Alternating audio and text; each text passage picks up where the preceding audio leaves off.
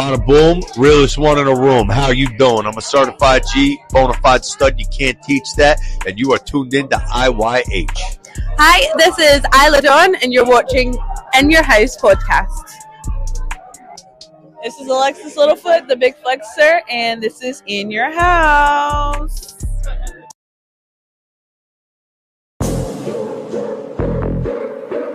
Yeah. In your house with O'Con. Hey, O'Con in your house. Hollywood in your house. Hypocrisy's head in the clouds. Curating all kind of loud. Wrestling in front of the crowds. Paragon's holding it down. Anybody can get it. Josh Joseph standing on his decisions. He is the voice. There is no choice. We is them boys in your house making wrestling noise. Moving fast just like cruiserweight action. In your house is the perfect distraction. Poppers in your ears when you in traction. Get this work with some wrestling action. Smooth.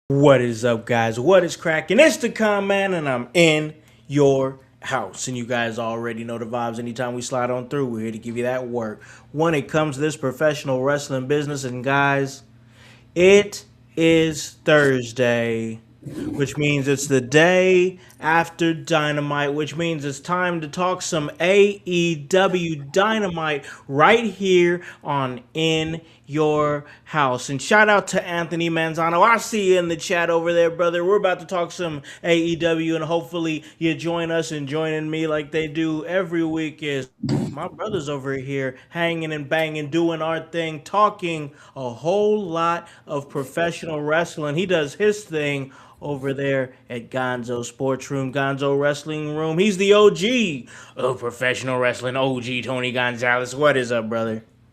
Not a whole lot, man. Just been watching wrestling. I've been just finished WrestleMania 6. I was watching it, so I watched it most of the day. Watched WrestleMania 5 and 6. Oh, nice. Okay, you just saying watch some wrestling. First time watching it on a broadcast after you watched it live, right? They're in person, man. And shout out to our guy out there in the chat. He's not joining us here on the show right now. That's, of course, our boy, the voice, Josh Joseph. He knows what's up. He knows it's time for some dynamite. Yeah. And we're about to hold it down and talk some Dynamite. And he asked, is the young boy old enough to smoke? Let's ask him real quick because our resident young boy is in the building. That is Bryce. What is up, brother, man? Hey, bro, don't make me get the ID out. Like, we are of age, bro. We are of age. It's the young boy, the young OG, the young old guy, as I've started to call myself a little bit. I'm in your house today. Shit, the other night I was in Gonzo Sports Room. Yes, it was. It up. I'm here. I'm there. I'm every fucking where. You might find me vibing on Facebook. You might find me here getting ready to chat some pro wrestling. Excited to be here with you guys. My favorite duo. I mean, I like voice, but forget that guy. I got Howse. I got OG. I'm ready to have a good night. Oh, man, and let's do it, man, because there is a lot to talk about, and I know we come here and we talk AEW, but, if you get down to the nitty-gritty of professional wrestling like myself and OG do, you know that, man, there's a whole lot of great wrestling out there to enjoy, to take in. And let's see what before we go any further, let's hit that chat real quick. We got voice. He says OG and Jesus did gravity bongs in Bethlehem. Oh man, we got Fightins one. He's talking about what Will Ospreay was saying. He says I smashed the life out of her, bro. I was like, Will Ospreay was crossing some lines, bro. What were you doing? That's not PG. Yeah, I don't even think that's PG. But before we get too far into AEW, because we are going to get on a tangent there and talk a whole lot of AEW, give our loves and lows on the second half of the episode like we do every Thursday. Me and Tony, we hang out with a lot of independent professional wrestlers, ones that we've interviewed, ones that we've done shows with, some that I've managed and whatnot, and a lot of them have been working and really honing their craft in Louisville, Kentucky, OVW, Ohio Valley Wrestling.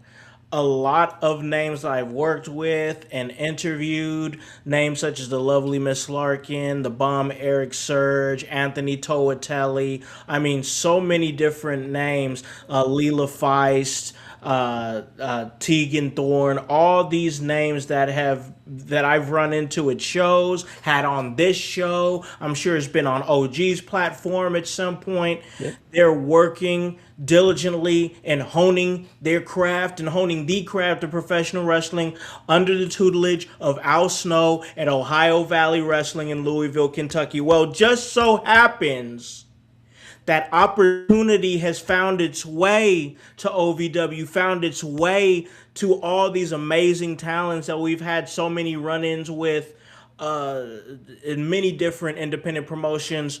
News coming out that there's a partnership that it hasn't been signed yet, but it's going to be signed very soon. From what I've seen, different reports and whatnot, that OVW has reached an agreement with TNA to basically play as a developmental system into TNA that could possibly, I mean, this is just great news, honestly, because this is a great opportunity for these talents, those names that I talked about, to have opportunities. They can find themselves in a TNA ring and find in TNA type opportunities. And we know the relationship that TNA has developed with NXT. It could funnel from TNA to NXT opportunities. That could funnel into, of course, we all know, main roster opportunities. What I'm saying is OVW is about to sign a deal with TNA to give a lot of these young superstars a clear path and a way to the big league. And in return,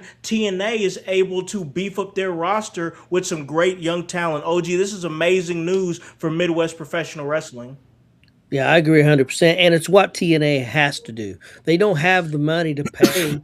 They either can have older stars that the AEW or WWE don't want, and if they do develop somebody, WWE or AEW is going to take them away. They're going to pay for them and take them away. So they have to. I mean, they really don't have a choice. Now, I had an idea on my show, on a show I did last Thursday with the guys on Face or Heel, and I brought up something to them, and they liked the idea. They didn't think it would happen. I wasn't thinking about OVW, I'll be honest with you, which I think is a great thing. I was thinking that NWA and TNA should come to a partnership and trade talent. They've done it before. We've seen it before. Especially since NWA has that TV deal, and is on TV now, it would be good for both parties. But I think the OVW thing makes sense money wise. That's the big thing for TNA. They don't have a lot of money, so this makes and if they're going to invest somebody that you're working with and you know. That you're going to have access to for more than just 6 months or a year. Maybe, you can tie them up for 2 years or 3 years. So I think it's a better opportunity for them. And it's a good opportunity for OVW too. It's a great opportunity for OVW. OG, I really feel like this is a great opportunity for a lot of talent in OVW to get some of those TNA looks. Now, I know that if you get deep into the professional wrestling inner workings like me and OG do, you know that there's some people that don't, they look at OVW and they don't have positive feelings on it. But when you put those feelings aside, what I've seen and been a part of, I've been in those locker rooms before working with OVW in the past, is that it is a place for when they have a spot for you, they have a spot for you. It's like a home. It's like you see a lot of the same people in that locker room, a lot of repeat talent that they bring back. Yes, it is an indie. It most certainly is, but they operate like it's a television promotion by bringing in the same talent, trying to tell the same stories, and they are shooting for television, which means that they are presenting a television product. It's not the same numbers that you're going to see at AEW or WWE, but they are presenting a television product and grooming these young talents for TV, which makes perfect sense if the transition is for them to go to TNA, which is also independent-ish, but definitely television-style wrestling.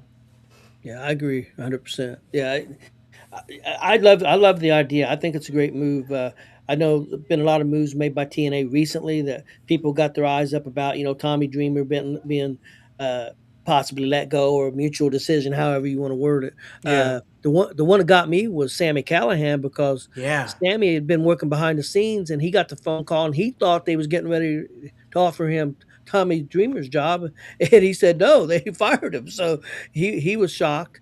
Tessa Blanchard was basically, she came out today and said that TNA kind of made her choose between, uh, C CMLL. Mill, yeah, Yeah. CMLL, Mill, and she said, I'm getting booked more there and making more money, so it's no choice. Yeah, yeah, there's a shift happening within the regime of TNA. I don't know what it is. I can't speak to what it is, but they're doing different things, offloading different talents, bringing in different promotions to act as a developmental system. TNA is in the middle of a shift right now. Bryce, I don't know how much you pay attention to OVW, but I know you pay some attention to TNA. Have you been seeing this news about the Dreamer being released from the company, Sammy Callahan, Tessa Blanchard? Seemingly there's a change of regime while simultaneously about to sign a deal with OVW to funnel in some of their talent to their promotion. Yeah, I mean, it seems like, I mean, in a sense, it seems like a shift of money. How are you, spending your money? Whether it's three, you're building a team, right? Yeah. And this can apply to any sport, in the sense of like you're wasting your salary cap on maybe three superstars that maybe aren't doing enough for your team, getting you to that championship, getting you to that pinnacle that you want to be at. So you invest that money in the future. You invest that money in the developmental system for whatever you have going on. And obviously here in wrestling, it's getting people that TV time and those reps in front of a hard cam and things like that, not just wrestling, some backyard show, and getting them ready so that when you do pluck them for your own use, hey, we want this person to maybe come up and work a real TNA TV match, they're a little more ready. Maybe they're already kind of introduced to your audience and you can try to bud your stars there. I mean, you can't be the small company and trying to poach everyone's leftovers, right? Like you can't do that constantly and try to survive. So you got to try and find a way, I feel like, to build your own talent, create your own stars, and in a sense, like, it's just like in other sports, they are going to move on eventually, but you got to make the most of it you can from them and kind of, be ready to kind of create that next person. Yeah. So, Yeah. Santana's contract's I think up in July. Is Yeah. what everybody's saying. So he's probably either going to AEW or WWE. I would say with his ties with NXT and WWE, that's where he's going, but don't know for sure. And then also the other guy's contract's getting ready. Slater. Leon Slater's contract's coming up very soon too. I don't think they're going to be able to. I don't think they can afford him. I think that again, WWE is going to be interested in him. Yeah, I think NXT's going to take him. I think that's the best place for him to go, but AEW might outbid him. So, yeah, you don't know. Can we all agree that Tessa Blanchard just was a bad investment? I mean, yeah, I know maybe she got forced out in a sense, but like that was probably best for her. I mean, it just didn't work. It just didn't. And you wanted to double down on it. She said the things that she said, and apparently she never, people were up in arms because she never publicly apologized. But everybody was saying that she apologized behind closed doors to the people that she needed to apologize to, which I guess is fine. But like, why bring her back? Like, that's what I don't understand. Why even bring her? Nobody's gonna get behind her. She's not getting like the heel heat that she's getting isn't a heat that's like, oh, I hate her and I can't wait to see her get her ass kicked. It's a I just don't care about what she's doing at all because she has this stink on her that I know that she's a terrible person. And, people aren't gonna, it doesn't matter what you do. If people think or feel or know that you're a piece of shit in real life, they're not gonna want to get behind what you're doing. They're not gonna want to buy in because, like, why would I? Why would I want to buy in to a terrible person? If it's not a heel, if you're not telling me a heel story, why would I want to buy into anything that you're doing? Why would I want to buy your merch? Why would I want to see you on my screen? I genuinely don't like you. So, I just thought that was a bad investment that they doubled down on. I don't know what's gonna happen with Dreamer, to be honest. I mean, I was listening to Busted Open, and they were talking a little bit about this Bully and Dolph Ziggler, and of course, Nick Nemeth. Nemeth is with TNA. He doesn't know what's going on, so he didn't really add anything to it. But it's like, I guess the feeling could be maybe they just want different eyes on the book. Maybe they just want a fresh set of eyes on the book that's able to, because sometimes it's like a coach, right? Like for example, the Knicks. Like, yeah, I was just about to say the Knicks. I mean, they had Thibodeau. They were all the way to the Eastern Conference Finals. Yeah. It's when they fired him, I was personally saying, this is fucking insane. Yeah. You're literally why would you do that? You're right there. You lost because of black magic. Like, can't explain it. And then they make the firing, get a fresh coach in there. And, I mean, the results. They're having a parade today. Yep. Yeah. I think what happened to Dreamer, because people forget, like you said, sometimes when you get that stink on you, and I think that's what kind of happened to Dreamer, because what sucks is he helped them get that TV deal. I mean, their creative and stuff was doing pretty well. They got the TV deal, and then they did that first episode of Impact, and it was. And you guys know I love wrestling. And I try not to be too critical. I'll be critical, but I try not to be too critical. Sure. That was one of the worst episodes of wrestling TV I'd ever seen. Oof. It was bad. Oof. I mean, it was terrible. Now the second week. And after that, it got pretty good, and I think they're doing okay. I don't think I've looked at the card that they got coming up at Slammiversary. It's a pretty good card, and I'm interested in watching. Now the timing of it sucks because it's on Sunday, the same time as NXT. Well, not the same time. They're at 4:00 in the afternoon. NXT's at 7, and then you got AEW at 8. Yeah, you got three. You got three. You got a lot of wrestling on Sunday, and you got WWE on Saturday. Whew. Yeah, man. I don't know what the future is going to hold for TNA. It's going to be interesting because it seems like a lot of contracts are coming up. There's different, they want different eyes on the book, it looks like. This is a complete shift in TNA, and it's going to be interesting to see what this brand does, especially in the spot that they're in, where they're not really working with NXT like that right now, but the ties are there. Those ties are still there, and now they're working with OVW. It's going to be interesting to see what happens next with TNA moving into the future, for sure. Can I ask you guys' opinion on something? Sure. I watched Fightful, Sean Ross Sapp's show yesterday. Yeah. And him and his guest, I forget who his new co-host is on Tuesdays. John Alba?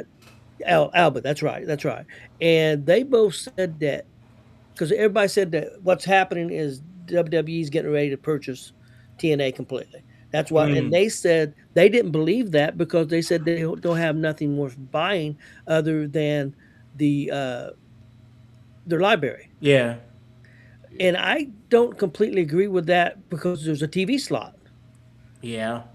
That Yeah. TV slots is worth something. And then Are they again, I on agree with the AMC right library. now? Yeah, on AMC, and it's probably a 2 or 3 year deal, I would say. So I mean, that's worth something. And I know that as far as wrestlers go, uh, there's don't have very many people under long term contracts, so that's not a big deal for WWE. They got plenty of talent, and they can take who they want. Right. And the same thing with AEW. I mean, AEW has been looking for a place for Ring of Honor, so I think that spot in that library is worth something. Yeah. Yeah. Maybe they're trying to haul out some of those because I don't know if NXT Dreamer might work for a TNA, but I'm not sure if Dreamer would work for NXT. They kind of do things a little differently, it seems like, in a way, especially dealing with this NIL talent.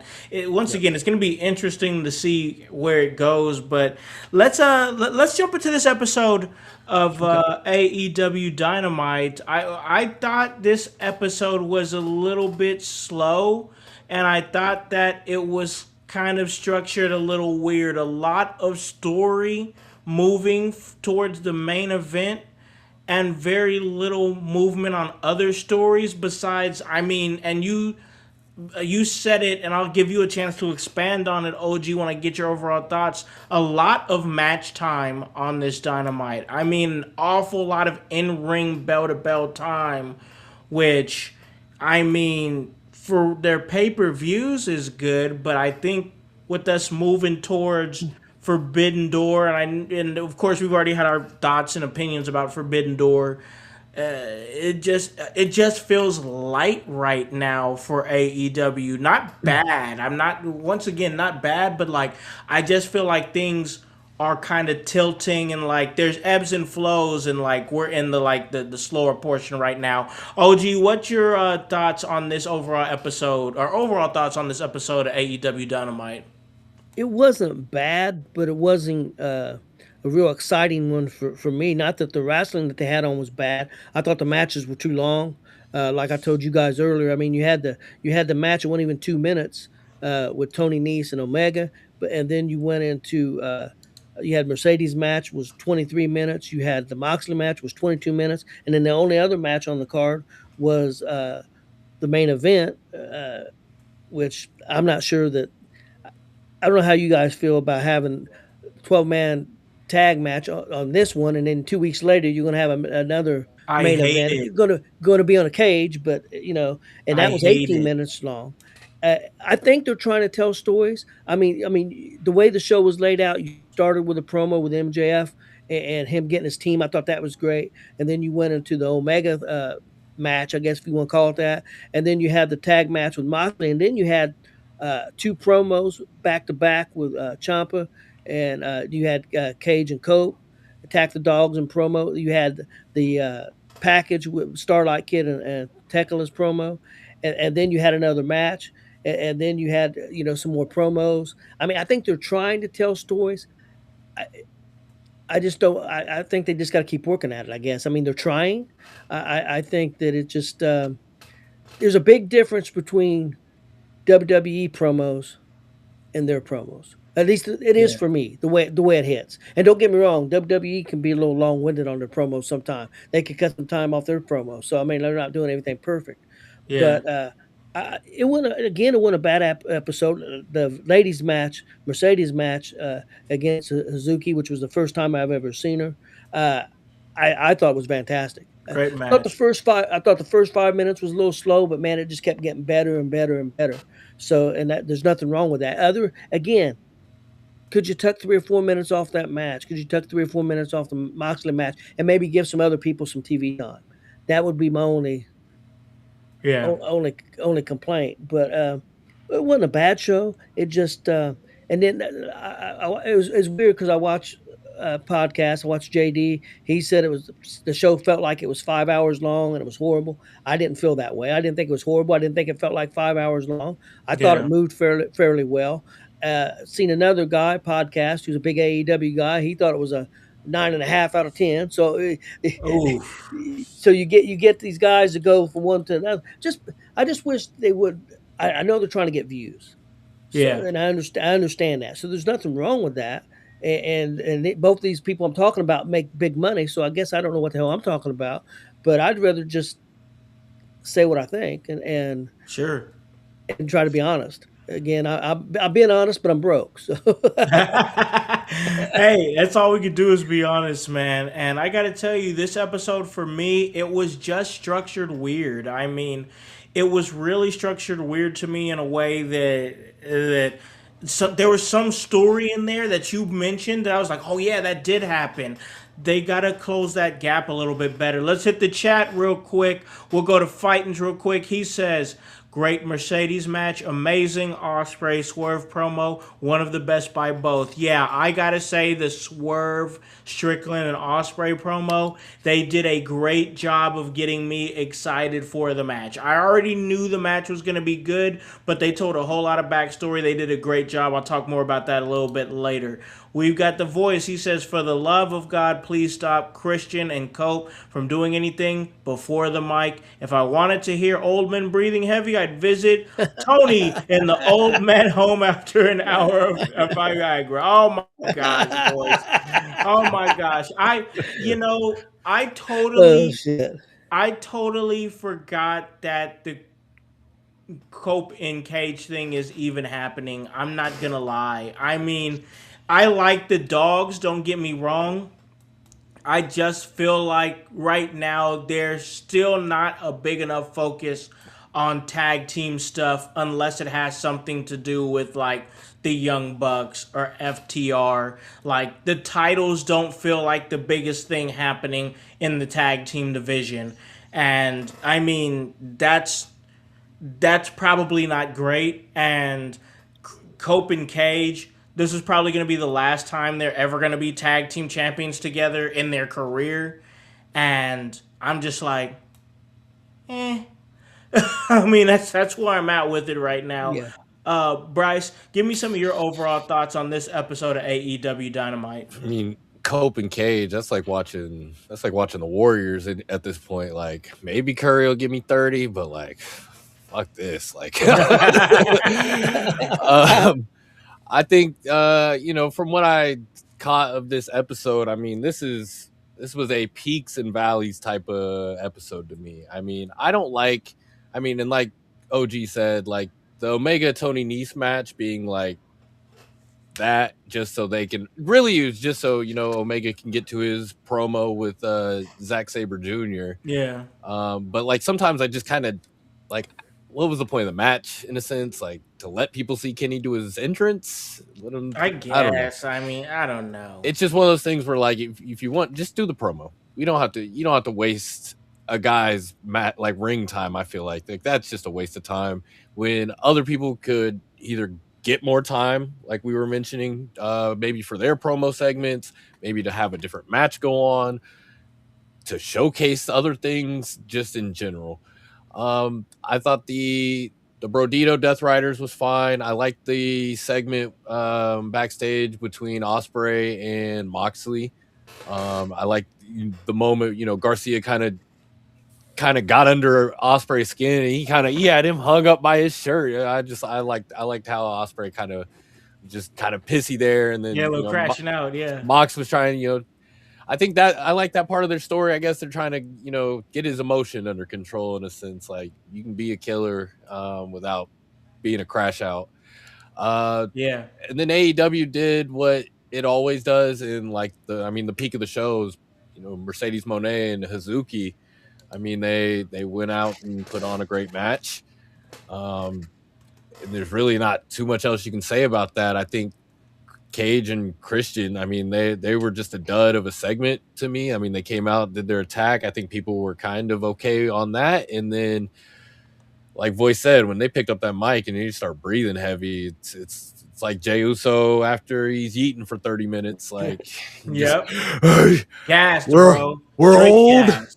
And I'm like, I can tell you're old. And the crowd is not, maybe the crowd was being very respectful in the moment. Yeah. Yeah. But they were dead silent. So I don't know. I don't know what you're doing there. So the show, like I said, peaks and valleys. Nothing really popped off for me personally, though. Yeah, it was just one of those episodes where we had to move things along. And sometimes that's a thing. And here's the thing, and I've said it on this platform before, I've said it a million times. I'll say that his show is slow. And then people will be like, "Oh, he didn't like the show." I didn't say I didn't like the show. I said the show was slow. It was a slow show. A slow show doesn't always mean a bad show. It means that we have to write weekly television. We have to tell stories weekly, and not everything is going to be Raw after WrestleMania caliber. And we have to be okay with that sometimes. Sometimes we have to just move the stories along and get to the show. Okay, what are we going to do? What are we going to do when we're in a place like, New Mexico, or Virginia?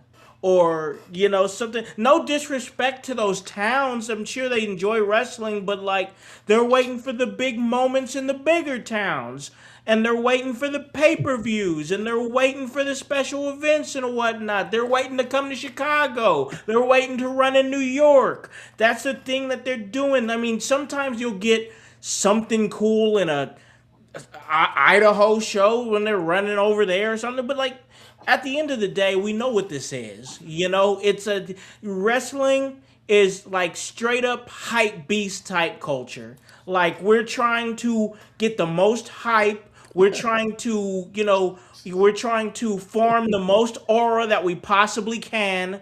And it is what it is. So you need to have big spots like that for that. Let's go ahead and hit the chat real quick. We got big, oh boy. Do we have to? Oh boy.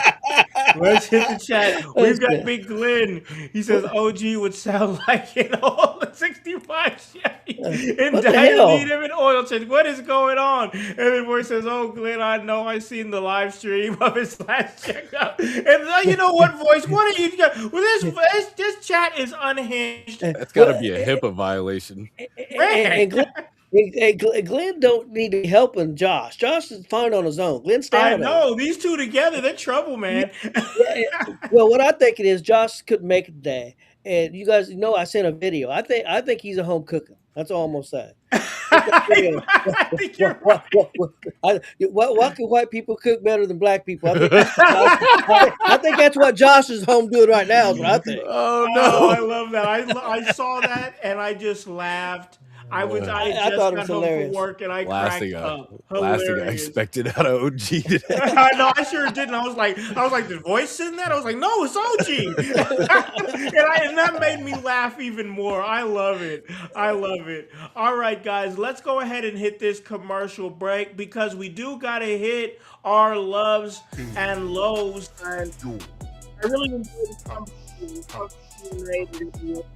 Then we gave some overall thoughts on AEW. We got to give some loves and lows on this because, like I said, in my opinion, kind of a slow episode, but that doesn't mean there wasn't stuff that I didn't like. We're going to talk about that. We're going to talk about the highs, the lows, the loves, the lows on the other side of this break. Hello everyone, it's the Pope Elijah Burke, founder and president of the Love Alive charity.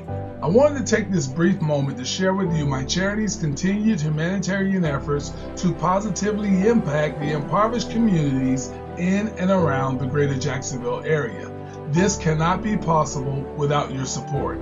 If you'd be so kind, please take a moment to visit our website, love-alive.org, to learn more about the charity and its mission.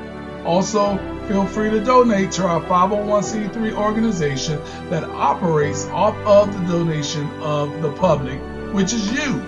Whether that be by website or via Cash App, $1 help makes a difference in the lives of others as we continue to positively influence many people by being the change that we wish to see in the world.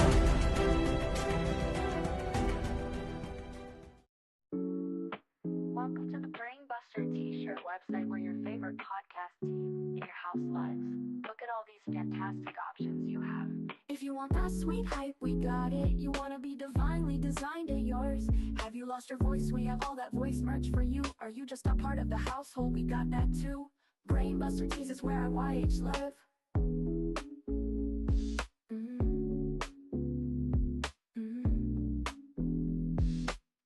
Brainbuster Tees is where YH live.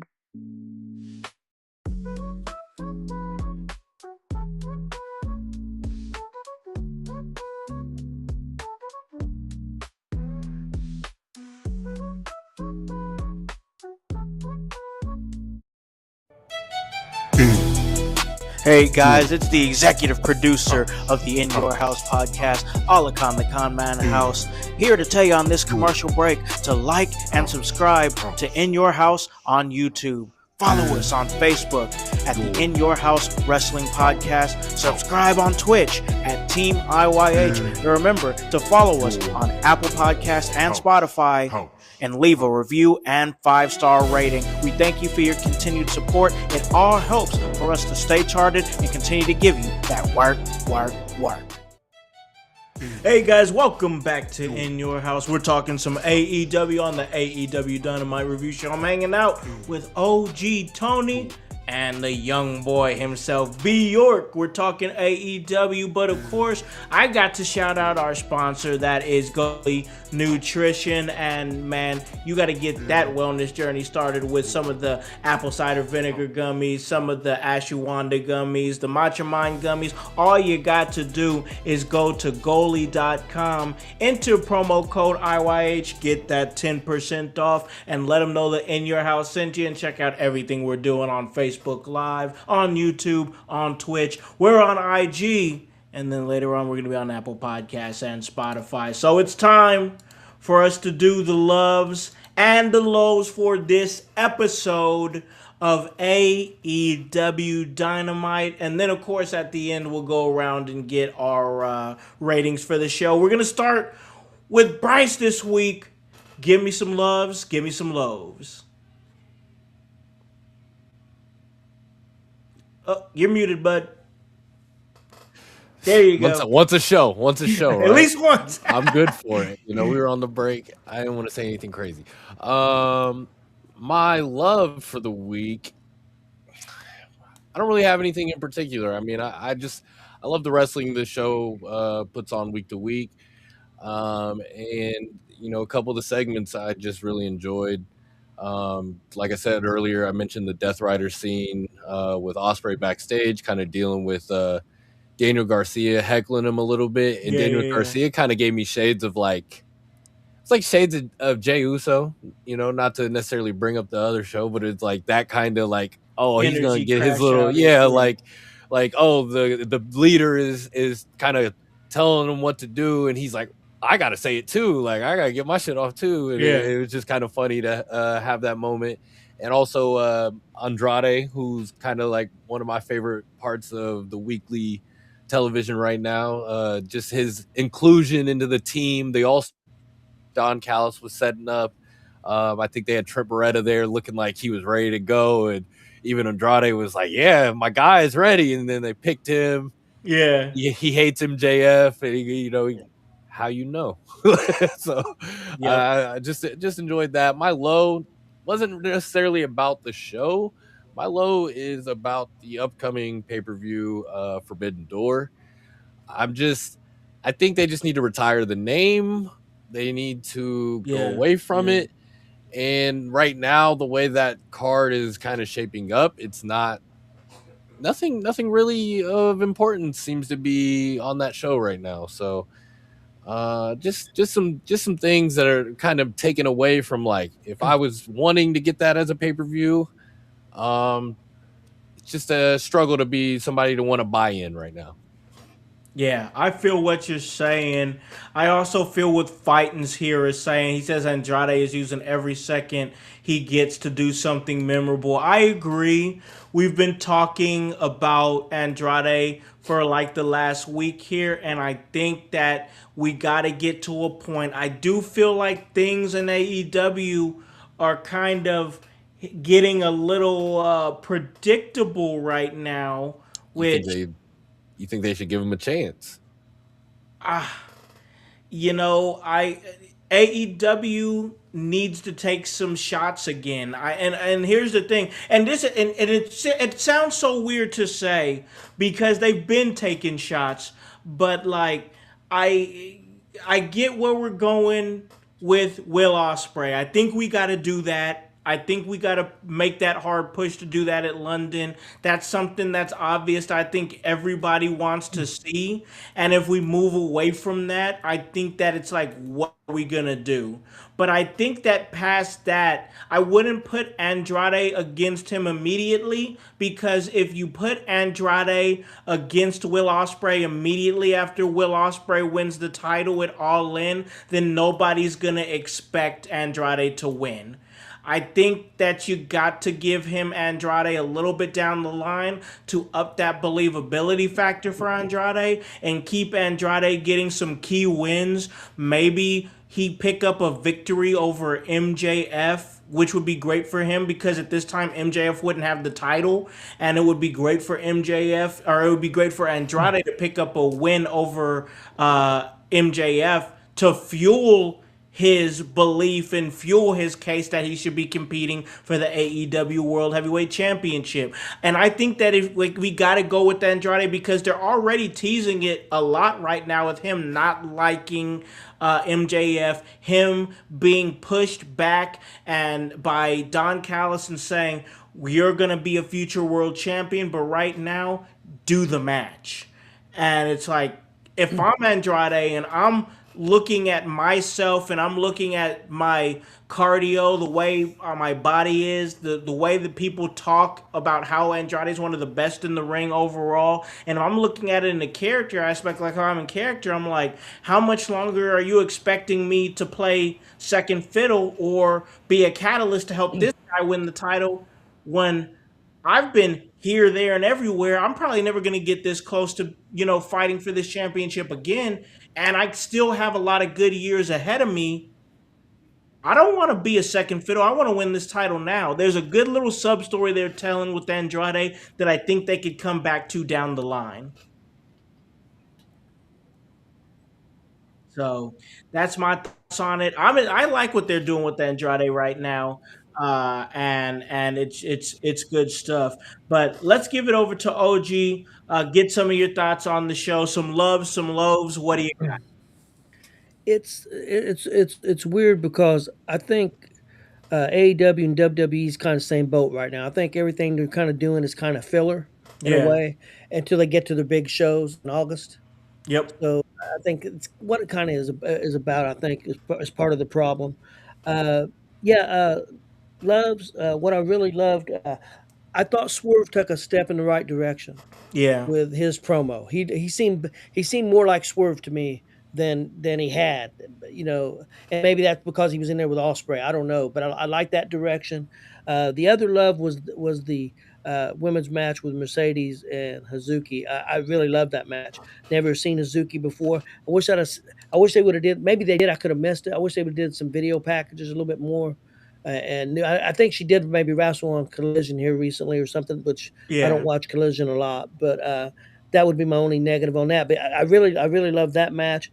And my loathe, it was only one thing I really loathed. And guys, I know a lot of people love Kenny Omega, and he's fantastic in the ring. I could care less if I ever hear him on the mic again. I gotta back you up on that. He rambles and yeah, I kind of was like, man, a lot of filler in his promos that doesn't need to be there, and And then the yeah, catchphrases. Yeah, it's yeah, the same I feel thing like all it's the the time. talk that we had the other day, honestly. the LA Night talk. Yeah. I'd rather LA Night talk 10 times over Omega talk. Now I know LA Knight can't do what Omega does in the ring though, but Yeah, I don't like Omega on a mic. And then the whole catchphrase, to me, it feels a lot forced. Like, even Zay even asked me, he was like, do you like it? Do you like it when, Jey Uso does this is, a warning shot, bow. I'm like, I think I would like it more if he just said this is a warning shot without the bow, because the bow makes it seem corny. And the whole thing with Kenny Omega, like his whole goodbye and good night, bang, like it's just a lot. And I'm like, bro, it's too much. Like, it's not. Okay, the people who follow him, his fans, obviously he has fans. I'm not gonna say that he doesn't. Yeah. They can follow it. But like, if I'm a regular fan, I'm like, God, this guy's kind of like cringy a little bit, you know, like. That's how I would see him if I was just like, if I didn't know who Kenny Omega was, I didn't know he was the best bout machine, I didn't know that he's a legend in Japan, I'd be like, this guy's really corny. You know? So, like, hey, that's just how I see it when I look at it through the eyes of somebody that does not, you know, follow wrestling the way I follow it.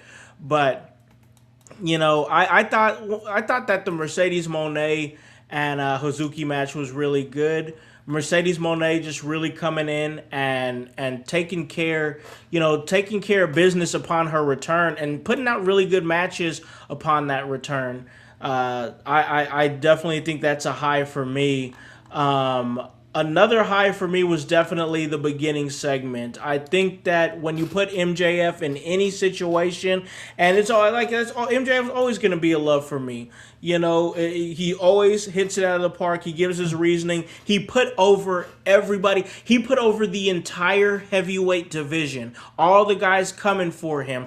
And then he got to Mark Briscoe. And yeah, he said his piece about everybody. But one thing that I really liked, that he is really just overlooking Mark Briscoe and making Mark Briscoe feel insignificant. He's like, the difference between you, Mark Briscoe, and everybody else that I named is that those guys are stars. Those guys are mega stars. You're nothing. You're nada.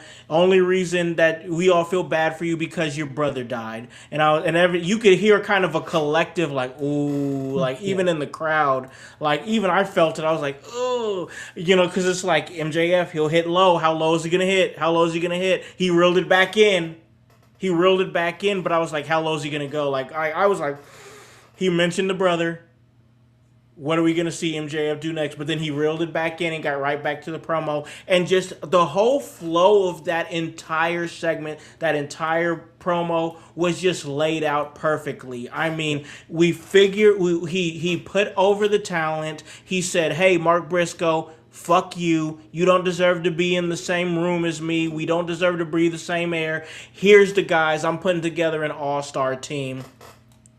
And this is what we're looking at. Don Callis introduces everybody. We see a little dissension, like Bryce was saying, with Andrade and the sub story that's going on there and his journey to be AEW champion. I just thought that as far as like storytelling goes, laying out for this match, even though I'm not super excited for Forbidden Door and I was not excited for the 12-man match that happened in the main event, the way they laid it out was done properly, and I really liked that. I liked it a lot. They did really good on that. I mean, I enjoy seeing Bandido and Brody King back together. They had noted on commentary that they hadn't tagged up since Forbidden Door last year. So it's been almost a full year since these two had got back together. I liked the little part where Marina Shafir and Brody King were barking back and forth at each other. I thought that was just kind of funny. And Bandido just continues to prove that he deserves to be in the mix. He's set himself up for a Continental title match with Moxley at Forbidden Door. But once again, like, I'm looking at this card, and we don't know what the finals are gonna be of the women's of the women's Owen yet. We don't know. We know what the finals of the men's gonna be. That's gonna be good. We know we got a Continental title match. We know we got the big cage match. I got a question I'll ask here in a second, but let me get to my lows here, because my lows really was, and I think OG had mentioned it before, the fact that we have the 12-man cage match that we have set at Forbidden Door, and then we have a 12-man match with the same people at the end of Dynamite with, the heel standing tall, completely dominant. I mean, I'm concerned about this because like they can put together a complete all-star team for Team MJF, and I'm getting what point do the Team Briscoe's gonna win, right? I mean, they're definitely gonna win. I don't have any reason to think that they're not gonna win. I got absolutely no reason at all. So like, I don't like that. I'm not enjoying that. It's too much. There's a lot going on, and I think a lot of it is what OG is saying in terms of we're just trying to create some filler to get us to the big shows in August, but this is just a whole bunch of loops to go through with 12 guys. I'm already not a fan of like multi-man matches as it is, because the more that you put in there, the more that it gets muddied up and the ring gets congested and it's not fun, and it's just a whole mess. And that's exactly kind of what we got. So I'm not really enjoying that. I love Tekla, and I think she's a great promo, an amazing promo. I commend her for her having to carry this feud into Forbidden Door with this crusade against Stardom. I appreciate all of that. She's doing the best she can. She's a great promo. She's trying to create something out of thin air. This is what are we doing? Like, she's the women's world champion and she's feuding with a promotion for why? Because it's Forbidden Door. It's phoned in. It's manufactured. It's light. Once again, I love Tekla, a fan of her work. She has been given just chicken shit with this, and she's doing the best she can with it. But it's like, what do you want me to do? Like, you don't have any viable opponents for me right now. We're creating one through the Owen tournament, but like, not only do we have to go to another promotion because, oh, it's that time of year, it's Forbidden Door, we gotta pluck somebody from a different promotion, but it's like, there's that, and then there's nobody else to really face Tekla right now on the AEW women's main roster. I'm loathing the women's division right now. I know they're trying to add some things in here. You know, you've got Athena in the mix. Mercedes Mone probably gonna make her way and win this tournament. There's not a lot of moving pieces right now, whether it be talents that are underdeveloped, talents that are stale right now, like Chris Statlander and you know, the young lady she was with, Sheeta. You know, I think they've both ran stale, or we haven't developed talent enough to get to where they need to be at, or we've been dealing with injuries. The state of this AEW women's division, I think, is in, you know, I hate to say it, but it's in shambles right now. I mean, they're missing their centerpiece, I think. I think that's Toni Storm. She's not there. Yeah. And it's almost like, I know you guys like Tekla, but for me, it's like, why turn it on right now if we don't got Toni and whatever crazy story she's got going on? It's a big blow. Tony's a big blow. Willow Nightingale, another big blow. We didn't have Mercedes Moné until recently, and you know, because it almost like she had to come back because, you know, once again, no Willow Nightingale, no Toni Storm, Mercedes Moné just now getting back, Chris Statlander stale, Sheeta stale. Thunder Rosa, probably in the last legs of her career, not doing a whole lot of wrestling right now. Who else do we got? You know, we have Maya World in the mix, but still, like, she's a Cinderella story at best right now. You know, there's not a whole lot of movement. I mean, you got the Divine Dominion defending the tag team championships against nobodies. Yeah. There's this women's division, now that I'm really thinking about it, and I love women's wrestling, and I'm really enjoying AEW. if I'm Tony Khan, I don't understand why we're not hitting the panic button right now. We got to figure something out because this women's division is suffering. Well, you had Sky Blue, and they're doing nothing with her, and it makes Nothing. no sense. Nothing. I mean, I know there's a story with Maya World, but I think Sky Blue deserves the opportunity, and she's not getting it right now.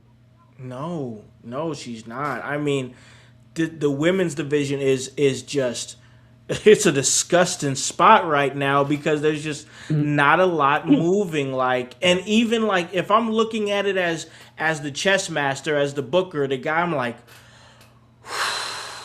I mean, so I gotta get Tekla through Forbidden Door. Okay, let's. She has history with Stardom. Hey, who she wrestled? Tony, could you call him over there at Stardom? Who she wrestled before? Starlight Kid. Okay, can Starlight Kid come to San? Can she come to San Jose? We'll book her flight. Book the flight. All right. Well, that's the thing. If they're going to build this, why wouldn't Starlight Kid there and attack her? Exactly. Build the story. Just don't do. I mean, nobody. I mean, let's be honest. Nobody knows who Starlight Kid is. For just a Exactly. very few.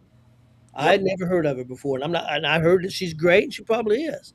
But if you don't know, you don't know. And Tekla is having to tell this story all by herself. Like I think the only thing there's probably been I think they did a little video package where Starlight Yeah, they Kid did. said that she spit on the Stardom logo and she's gonna Yeah. defend Stardom and I've beat Tekla before, but it's like this is what we've got out of this story right now. Tekla got fired from Japan. I guess the specific promotion in Japan she got fired from was Stardom. She said that funny line about why I didn't get fired from Japan. Okay, yeah, I did get fired from Japan, and it led people to want to be like, what did she do to get fired from Japan? And so they kind of tried to form a little story there with Forbidden Door around the corner to where they're like, oh, they couldn't handle me and this and this and that. So she has the sister sins or whatnot, bring out the ladder, and she spits on the logo. And Starlight Kid took exception to that. So what we got is Tekla disrespected the company. Starlight Kid, who's a representative of the company and has beaten Tekla before, is coming to defend the honor of Stardom against the Women's World Champion Tekla, and that's what we got for Forbidden Door. Yeah, because there was a thing I think it happened a few weeks ago where Tekla was in Japan and she attacked that promoter. You would think that promoter would be showing up a Starlight Kid wanting Yeah, revenge, and I mean, I think there's a story there, but they're not. you They're kind of gotta phoning it in. Yeah, you gotta go a little bit harder on that if you're trying to buy us into the story. Like, there's just a lot that you got to get people hooked in because remember, there's gonna be people that's gonna wave the pirate flag when it comes to Forbidden Door, but you're also gonna have those other people that's gonna spend that $40. Why should I spend my $40? Why? Tell me why right now on Forbidden Door I should spend my $40. I mean, they couldn't get Starlight Kid on Skype or something, and like, Something. I mean, I uh, mean, they're supposedly making big money. I mean, I would have her there. fly her out. you have to like present in some way because, like, I mean, yeah, we don't know this person, we don't know their character, we don't know, like, I don't know anything about them, so like, yeah, that first exposure, if it's Forbidden Door, like, it's a little tough because you're not gonna get a pop out of me if this is the face that is saving. I just, you know what I mean, like, you're not doing anything right now to like generate some sort of momentum for yourself by like having her come out and maybe attack Tekla or something like that, and maybe people will get behind that. And when she comes out at Forbidden Door, you're roaring because you think you have this chance to defeat her, and like, there's nothing on the line, right? This is just a match. It's just a match. Nothing on the line. And the thing also that's crazy, guys, they got another. If I remember right, they added another pay per view before I think they got a new one. I think it's called Redemption in July. Oh, it's in Montreal, I believe. Yeah, Montreal, And Quebec, I think Canada. I think it's in July, and that's why I think Mark Briscoe's going to win, and I think that's going to be his probably get his match against MJF. I would think at Redemption, and then you may see Kevin Knight and Darby Allin go at it. Redemption, you want your redemption. I think Yeah, that's what they're kind of going for, but again, I still think it's going to be kind of filler. I mean, yeah. I think you also got to watch into whatever story they're kind of cooking with Kyle Fletcher and Knight too in the background, like Oh, yeah. because Yeah. A little bit of tension there. does that become a three-way? With what we're talking about there too. So Could. Okay. Okay. So I'm gonna get the grades on the show here. Before we do, I wanna just play a little quick game. It's called Are You Keeping Your 40? Alright? So the way we play Are You Keeping Your 40 is I'm about to give you guys the confirmed matches for Forbidden Door as of today. why did it just went over my head till just now? I'm like, what games are you coming up with? And you tell me, are you keeping your $40? All right. So we have the AEW Men's Owen Hart Cup Final. Will Ospreay versus Swerve Strickland. Winner gets AEW World Title match at All In. We have the AEW Women's Owen Hart Cup. It's going to be Mercedes Mone against either Maya World or Athena. Winner goes on to face Tekla at All In. Steel cage match. If Team Briscoe wins, it gets an AEW World Title match. So it's looking like MJF, Okada, Kyle Fletcher, Andrade El Idolo, Kevin Knight, and Jake Doyle against Mark Briscoe, Darby Allin, Tateska, Orange Cassidy, Kyle O'Reilly, and Roddy Strong. We have an AEW Continental Championship match. Jon Moxley versus Bandido. AEW World Tag Team Championship match. Cope and Cage versus the Dogs, David Finlay and Clark Connors. AEW Women's World Championship. Oh, is the title on the line? I'm not for sure, but it says Tekla against Starlight Kid. Kenny Omega versus Zack Sabre Jr. Shada Umino versus Pac for the IWGP Global Heavyweight Championship. So tell me, I don't care who goes first. Are you keeping your $40? I'm going by the whole show or Going by the whole show. whole show. No. There's two matches on that show that I think's worth the $40. Other than that, a lot of the matches sound like a Dynamite. Okay. So you're keeping that 40. Bryce, what about you? Are you spending or are you keeping the 40? Hey man, I know a couple websites. That's what it's gonna come down to. Fightins is in the chat and he's right. Like you're not touching my 40. You're not getting my 40 on this one. Not this one, man. It's just there's not enough build. There's not enough things on the line. There's a couple cool matches, but it's just not. This isn't it to me. Yeah. Listen, I know it sounds like we're being a little low on it, but I will say this. I'm going to agree with you guys. They would not get my $40. They would not get my $40 for this one. I actually spent the $40 on that Double or Nothing, and I feel like I got every single penny's worth. I feel like that it was money well spent, but I'm not going to do it with Forbidden Door. It's not happening. I'm not going to do it. I feel like the next time I do it would definitely be All in London. I think All in London will be the next time that I make that purchase. But you're not no Forbidden Door Redemption. No, I'm not going to do that. And you got NXT on at 7:00 on free TV. Exactly. Yeah, you got NXT that you can check out. NXT is, I mean, there's a lot of wrestling going on, man. That you got to make sure you have to know that people are going to spend that money or take that time. Now, I understand. I don't know what the numbers for Forbidden Door is going to do. It's a Sunday. It's in San Jose, California. There's not a lot of, once again, everything that's going on here is a catalyst to something that's to another show. So even though this is a pay-per-view show, it feels like a transitional show where we're just transitioning to get us to that next big show. I think AEW, like, I think their biggest misstep right now in being, you know, one of the streaming companies, really, like, why are we still paying for pay-per-view? Yeah, I Why is this agree. not a part of my streaming package? Even if we're saying like, okay, I pay for HBO Max now. Say my bill's what, $15 a month? Yeah. Okay, take an extra $5 for the AEW special package or something like that. Now I can watch all the AEW content on HBO Max or something like that. Stop trying to take my 40 every time you run a pay-per-view when maybe I don't like half the pay-per-views, and for some reason, and it's not just them, but like everyone is booking shows onto the same fucking days. Yes. Yeah.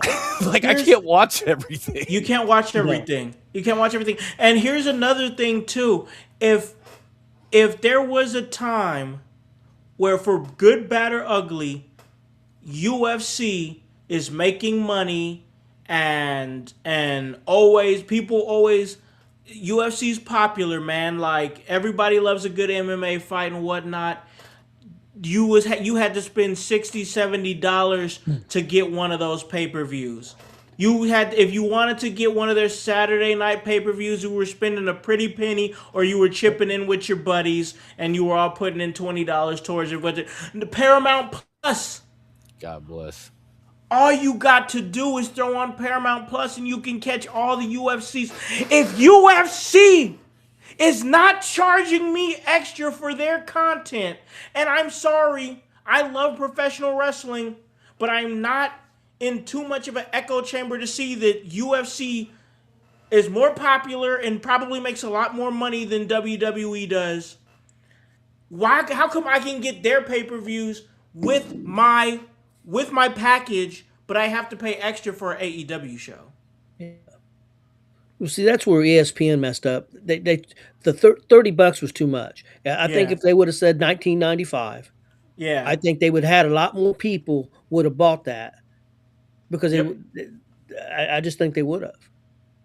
Paramount Plus really they changed the game because like even we're talking about doing more UFC content here at In Your House because it's gonna be so easily right now they're accessible. Like. It's so easily accessible. Like I said it. We're gonna get to the grades of the Dynamite for sure. We're gonna get to the grades of the Dynamite. I'm not too far off track here, but I remember saying a little bit like late last year, I was like, man, if you are a wrestling fan, you got to be holding your head in shame. But if you're a UFC fan, you got to be doing backflips in your living room.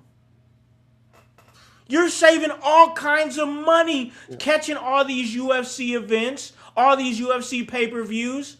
But you're a wrestling fan, I got to spend money on ESPN. I got to go to HBO Max. I got to go to Netflix. Like, it's so much. Like, it's crazy how like their business models, they literally like flipped business models. Yeah. Crazy. Nope. One thing that and they're under the same company. That's the worst part. I know. Well, you can see though the TKO thing with the WWE and the UFC that's the same is the commercials because UFC does have a ton of commercials.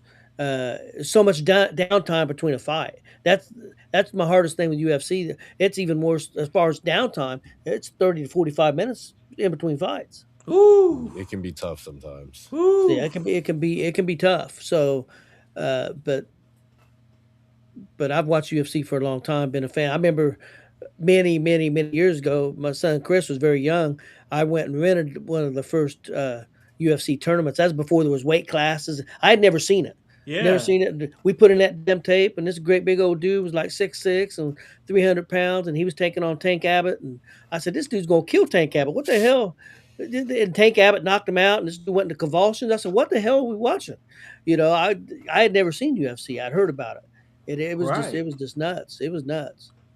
That's crazy, man. That is so crazy to see what it's all come down to. But all right, let's get to the grades of this show here for this AEW Dynamite. OG, what are you grading this show?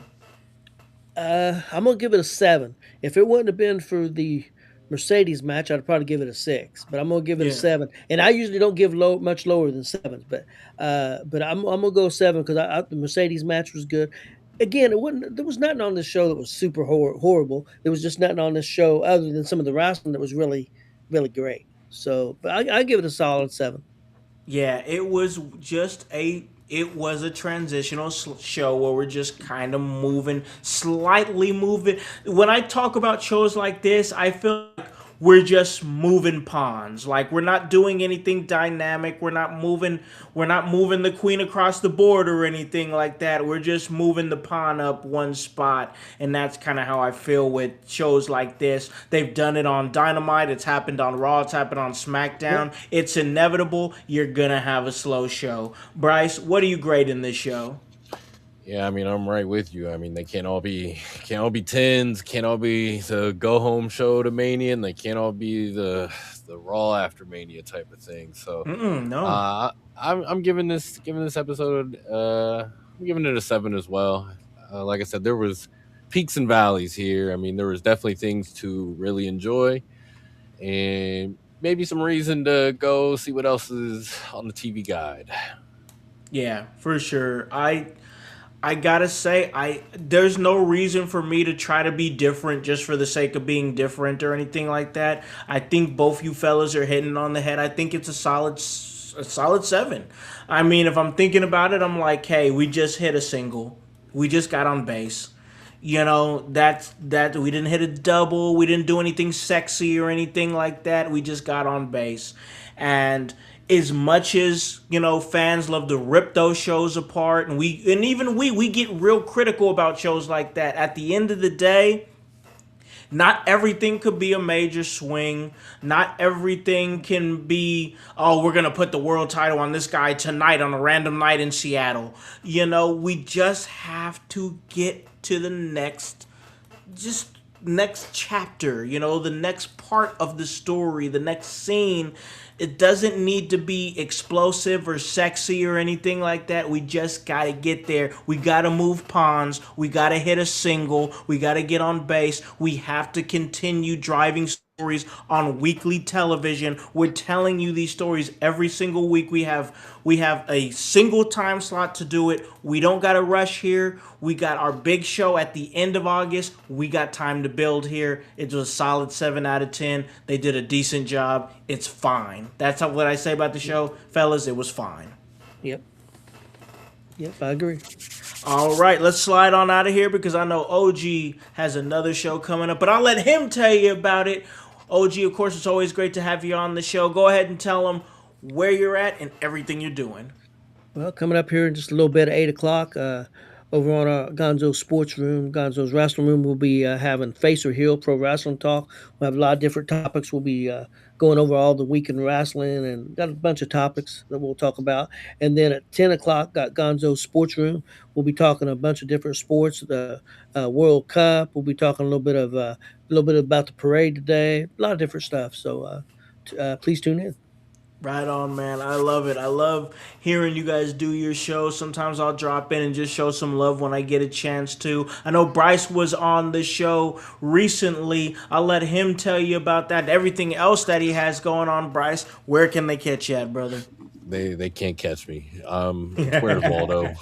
That's what this is. I'm everywhere.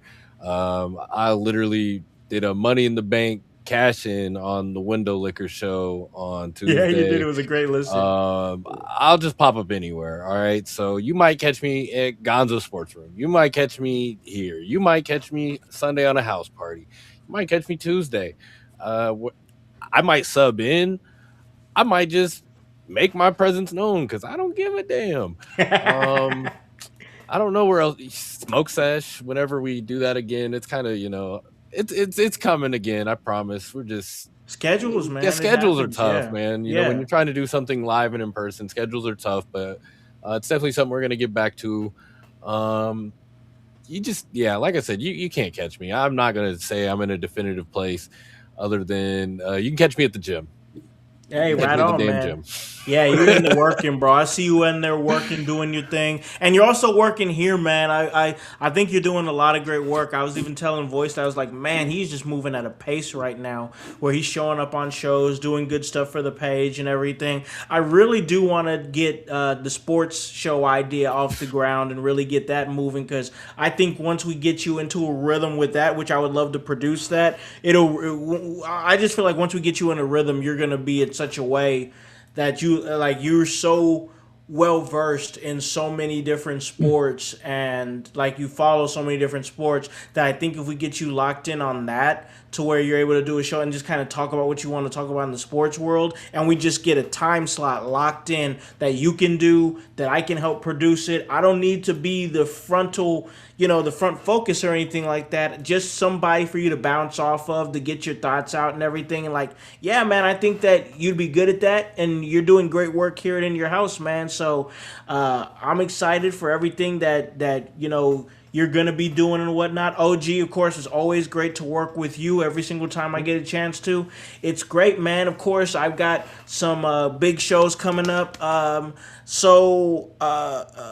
Programming note. I was scheduled to have Jasmine St. Clair on the show tomorrow. She has been booked for tomorrow for JCW, which, I mean, pull the curtain back a little bit. Paid gig, not even mad. But we're going to get her rescheduled for next Friday. She said she came back. She came to me like, hey, it was a booking. I had to take it. I'm like, I totally understand. I get it. So we rescheduled for next Friday. We're going to get it. So we're still going to have that interview with Jasmine St. Clair. That's going to be great. We're just moving it back one more week. So that is going to be awesome. And of course, Sunday, I'm going to figure out. I really enjoyed the last Sunday show we did, where we did some bracketology and kind of broke down LA Knight and stuff like that. I really want to try to follow that same formula, see what we can do this coming Sunday, and see who can be a part of it. See who wants to be a part of it and whatnot. It is going to be great. And yeah, I'll be locked in and ready to go for Father's Day Sunday. It's going to be a great, great weekend, and I'm very excited. And hey, that's all part of the work, and that's HOWSE, and the W stands for work. So for OG Tony Gonzalez from Gonzo Sports Room, Gonzo Wrestling Room, for the young boy B York, and of course the whole team here at In Your House, I'm Alakon the Conman House, here to remind you to tell a friend to tell a friend to tell a friend to hop on this bandwagon, get on or get gone, because the household is still going mighty strong. You guys have a great day and a great rest of your week. Peace. Dynamite, dynamite, dynamite, dynamite.